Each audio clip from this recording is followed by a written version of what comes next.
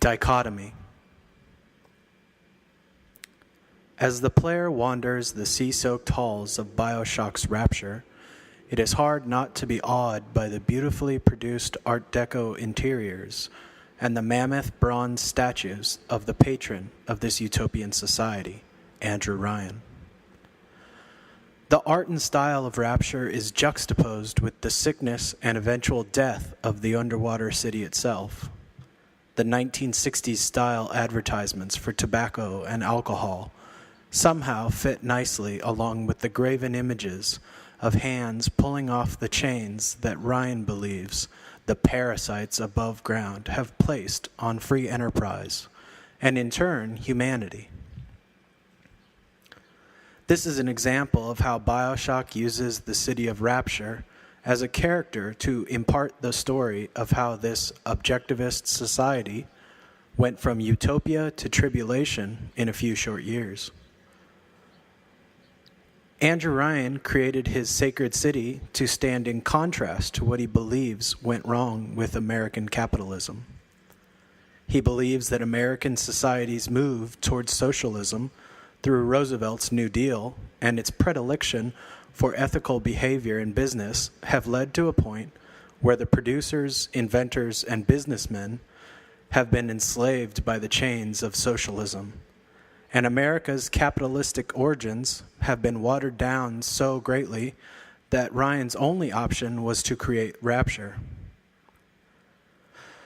As you explore Rapture, you see how this Ayn Rand-style objectivist society that Ryan built up has failed. The plastic surgeons who didn't think a nose job was quite enough. The artist who uses those around him, physically or mentally, to produce his art, which is of questionable quality. And the grifter who wanted to take his piece of the pie by any means necessary. At every point in the story, we are told to believe that Andrew Ryan's ingenuity, money, and vision built the city of Rapture. But through audio logs, the predominant storytelling mechanism, we find hints that there are citizens who realize that they are the ones who built the city. They are the ones who maintain this man's vision of utopia. We find out later what happens to the poor in Rapture to keep this notion that an objectivist utopian society can be sustained by the rich without help from the poor. Bioshock is a beautiful game. The way that it tells its story through audio diaries and visual cues is a testament to modern storytelling. No other medium allows the player, viewer, or reader to absorb the world like video games can. And Bioshock showed us that auteurs like Ken Levine can tell amazing stories using video games. On the other hand, the point where the game fails also has to do with its nature as a video game. When the player is hacking into the 100th camera or auto turret, she or he will probably feel the ever-present tedium that goes along with playing a 20 to 30-hour game. When the player realizes that he or she hasn't spec'd their character in the right way for the upcoming fight and has to respawn at another Vita chamber, the game's version of checkpoints, the utopian future for storytelling in video games starts to fall apart, much like Rapture. The guns are fun to use in combination with the plasmids, basically magic, but towards the end of the game, as the enemies get tougher, fighting becomes a bit of a slog. The enemies are interesting, they have personality, they talk to each other, they talk to you, and sometimes they even apologize for killing you and taking your atom. Atom is the lifeblood of Rapture and needed for the plasmids that empower everyone. But after a few too many respawns, the enemies reveal themselves to be bullet sponges.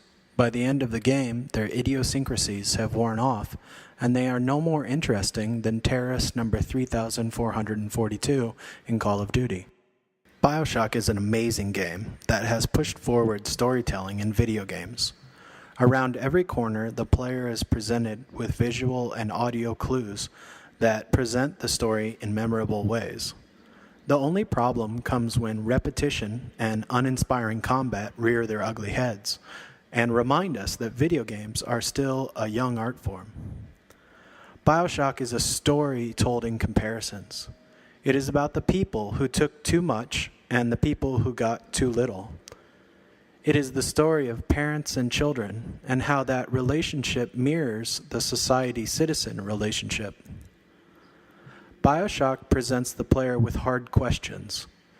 Does the power that we give leaders to foster society equal the rights we require to feel free and feel human?